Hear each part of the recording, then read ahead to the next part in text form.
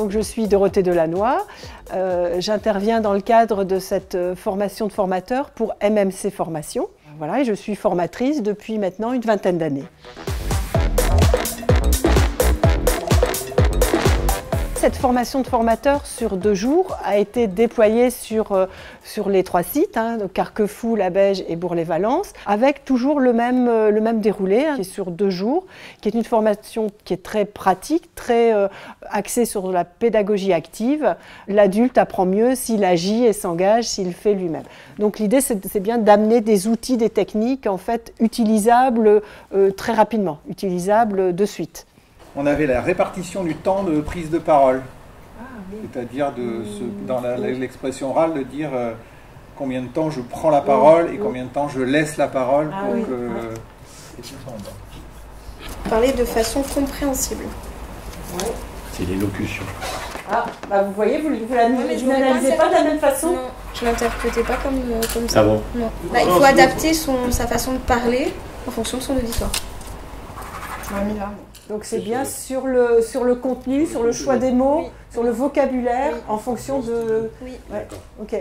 Donc les mots qu'on va prononcer, finalement, le vocabulaire qu'on va utiliser n'aura que 7% d'impact. Ce que vous avez appelé le non-verbal, 55% d'impact. Et ce qu'on va retrouver, donc le reste, 38% d'impact. C'est ce qu'on va appeler en fait, mais vous l'avez très bien synthétisé, c'est ce qu'on va appeler le paraverbal.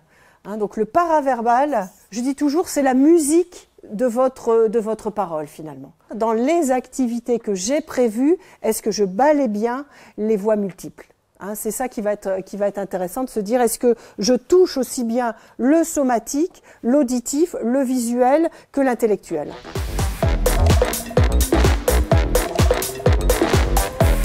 Avant le démarrage de la formation, MMC Formation a communiqué en direct avec chaque participant à la formation afin de recueillir ses attentes. Ça veut dire que lorsque j'ai démarré, moi, chaque groupe, j'avais déjà recueilli leurs attentes, ce qui me permettait en effet de coller au mieux en fait, à leurs besoins, qui étaient souvent en lien avec la structuration, comment structurer une formation, comment animer, comment créer plus d'interactions et également comment gérer certains participants difficiles, ce qui fait partie aussi des attentes de la plupart des groupes.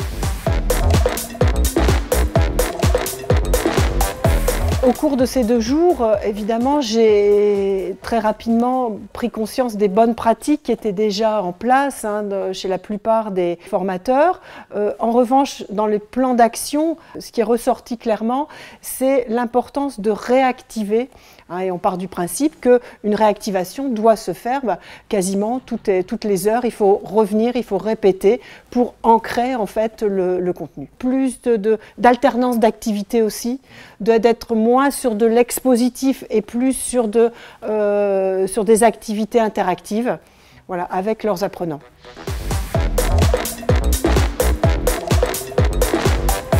Alors systématiquement, dans ma phase de clôture, qui est un temps fort de la formation, il y a un retour de satisfaction de la part des apprenants.